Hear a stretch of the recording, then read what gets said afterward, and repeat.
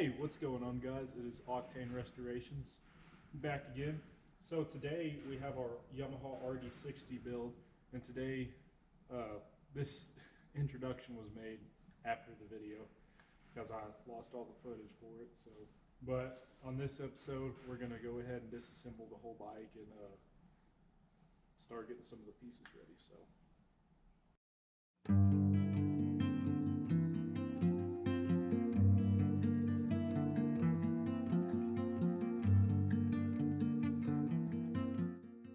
So I know I said that this would be a disassemble, but these shocks were really a sore side for me. So I'm sorry, my ADD. I had to clean them first. So here's this cleaning the shocks and the wheels.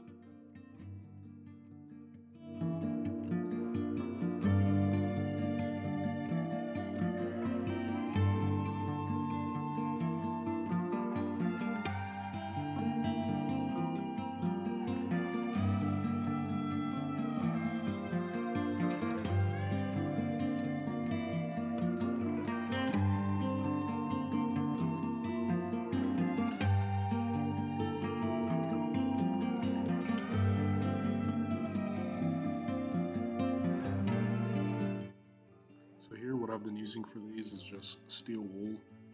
I tried that plastic brush, but it didn't do anything.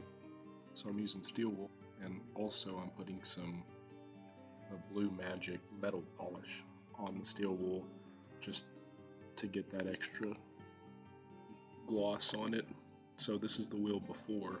As you can see, it's in pretty rough shape, but the steel wool and the metal polish actually do a really fantastic job at just bringing this wheel back to life. So these are able to be saved, and they look amazing after.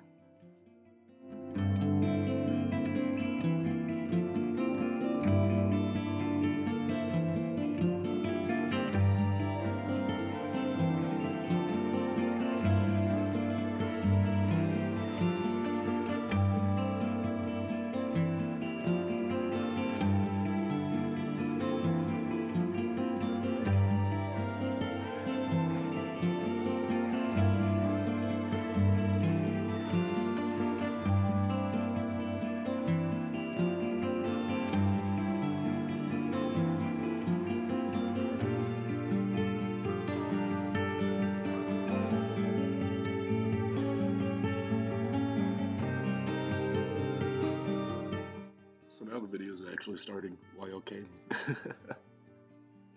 So here's the start of the disassemble of the time lapse. So that inside of the fender, that's what the red paint was supposed to look like, and as you can see, it is very heavily oxidized. All paint on this is. Again, my ADD got the best of me, and so I thought the best way to tackle these was with a Dremel with a brass brush. It ended up working actually really well, but I know, I'm sorry. But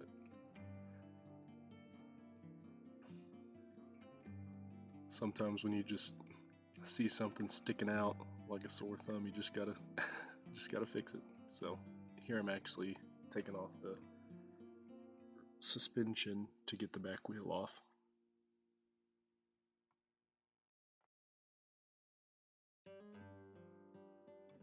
So this isn't your ordinary motorcycle tire stand. This is a tactical battery actually. So this is state-of-the-art premium. While you've got your tire sitting on the battery, you know, taking the weight off of it, it's actually charging your motorcycle. It's very advanced technology, but no, I'm just messing with you. So we just had to suspend that tire up in the air while it was on the center stand, so that way we could get everything loose and take off the rear swing arm. So take off the master link right now on the chain, which the chain's actually, you know, really flexible. It doesn't have really many kinks or anything like that. So this is us just taking off the rear tire.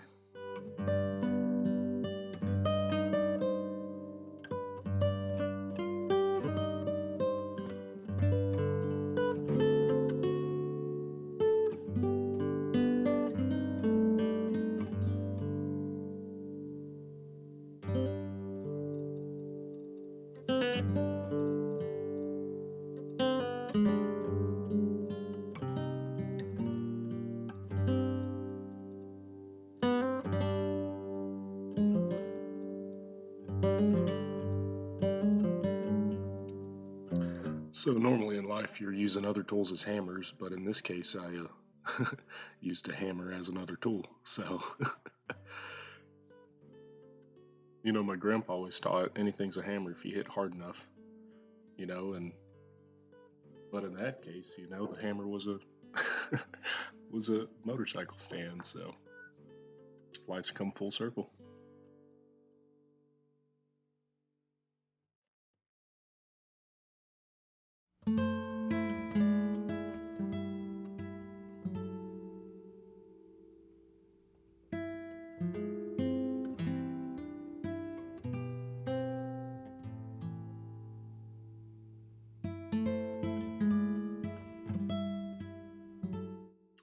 So in these motorcycles like this, a lot of the wire assembly is contained in the headlamp. So this is it's a very crucial part of the process to get everything undone and get the headlamp out.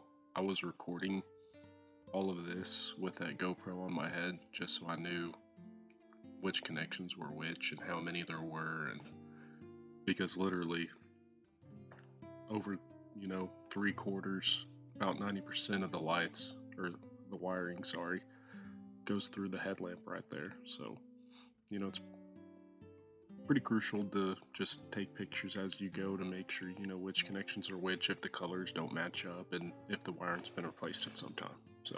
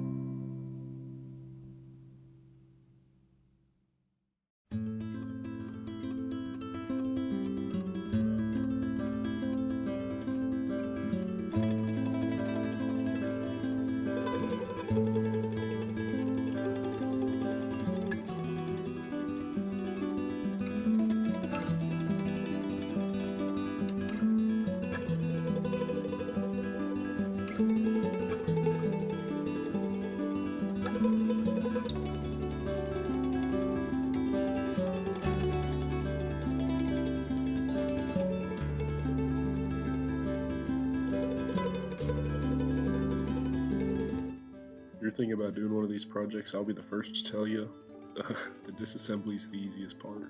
You're just taking off screws and taking pieces off. So this was probably by far one of the easiest parts of the build. You know, taking everything off is the easy part, but I would recommend taking really good pictures throughout the process, because it was awesome being able to refer to these time lapses whenever I was putting it back together and, you know, using it to figure out where everything goes, because life happens, and this project probably took me, I don't know, 3 months, and you sleep once or twice then, so I just forgot a little bit of wire routing and stuff like that, so it was awesome to have these videos to refer to. But we're about to pull the engine out.